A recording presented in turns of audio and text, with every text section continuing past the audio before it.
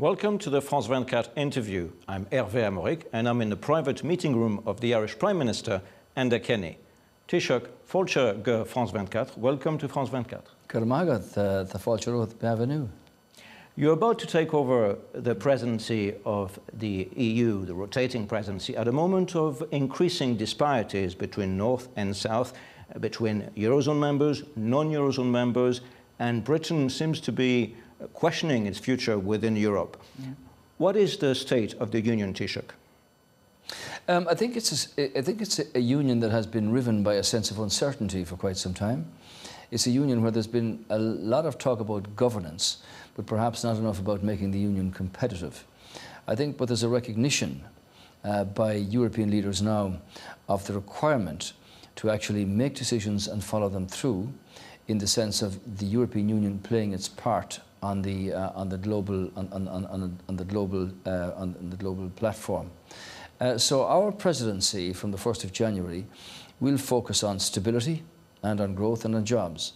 And stability can only be brought about where you have trust between leaders about what we're actually doing. And in that sense, I was happy that the last European Council meeting actually did deliver on a decision that was made some time prior to that, to have in place the framework, the legal framework for discussions about the single supervisory mechanism. So I detect a new sense of focus by European leaders. I think that's to be welcomed. Europe has taken its first step towards a banking union with the adoption of a single supervisor. How do you keep the momentum going for reform? Well, the dates have been set for March and June for the conditions that will apply for the single supervisory mechanism to be in place. Obviously, this will lead eventually to banking union, where the ECB will have the supervisory capacity and together with national regulators will be able to intervene if that is required. This is a case of actually proving that, while there are different views on a whole range of issues, that good politics can draw people together, get a consensus and a conclusion and move on. Will the EU budget be your first test? Well, the multi-annual financial framework, or the budget, is actually the responsibility of the President of the Council, President Van Rompuy. But because we'll hold the presidency, there will be an alignment, obviously, of interest here in having this put through. The multi-annual financial framework, I hope, will be concluded early in the spring. There are differences of opinion between the Commission recommendations, the Presidency recommendations, and the recommendations of a number of countries. But it's very necessary that we have a budget, and that it be a budget that's capable and that's sufficient of delivering the services for the Union.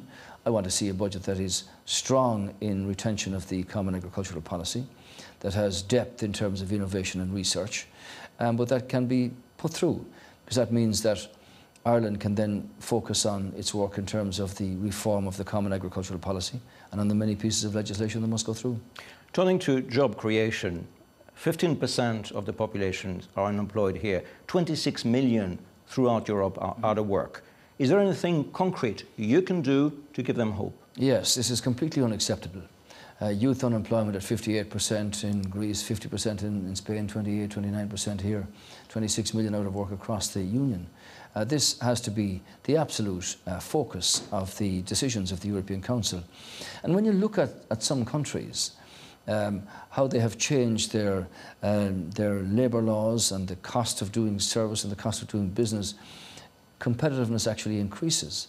And I think that countries can learn from those who have done very well with the young people in particular, or the small and medium enterprises.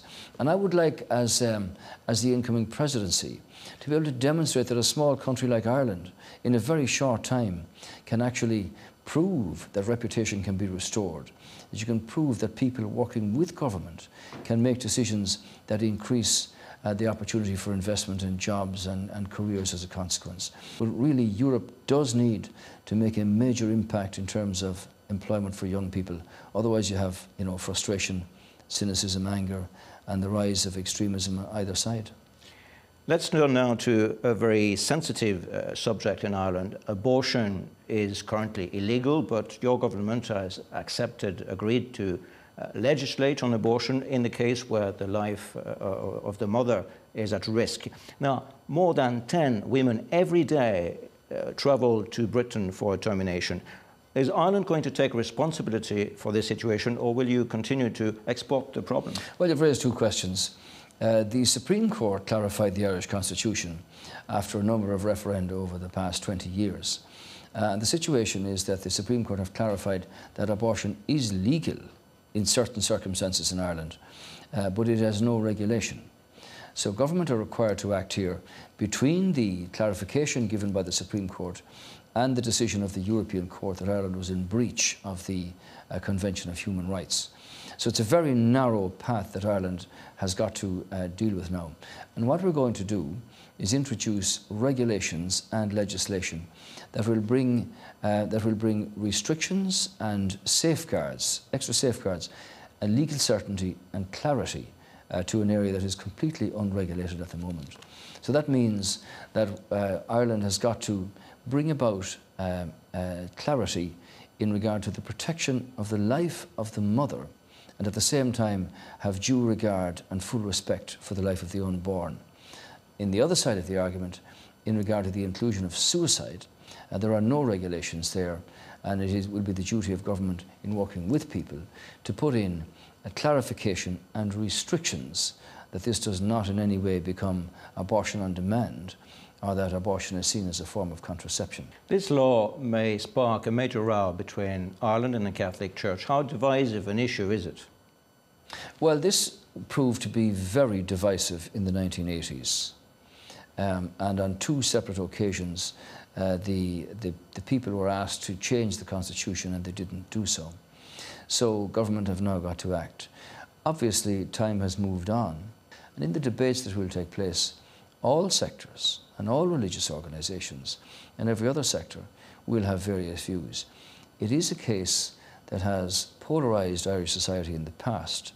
But what we want to do here is have a very sensitive, understanding, comprehensive discussion that will include as many people as possible in understanding that it is necessary to introduce regulations, clarity and certainty to an area that is currently unregulated.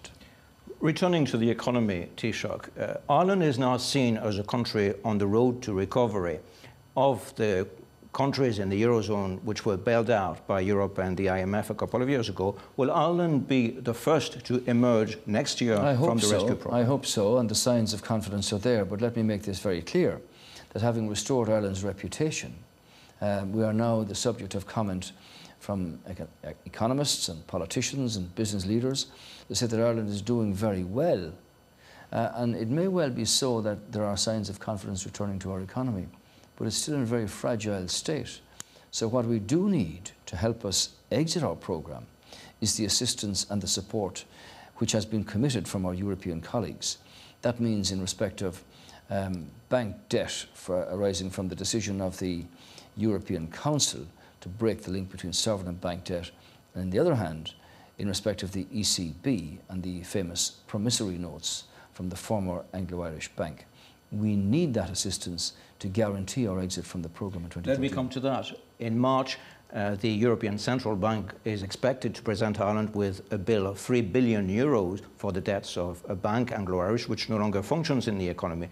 Will Ireland pay this debt in March? The situation here, this is a legacy, which is an enormous burden on Irish taxpayers here. Remember, we are the only country which were required to shoulder a burden of 64 billion because the policy at the time was that no bank would be allowed to fail.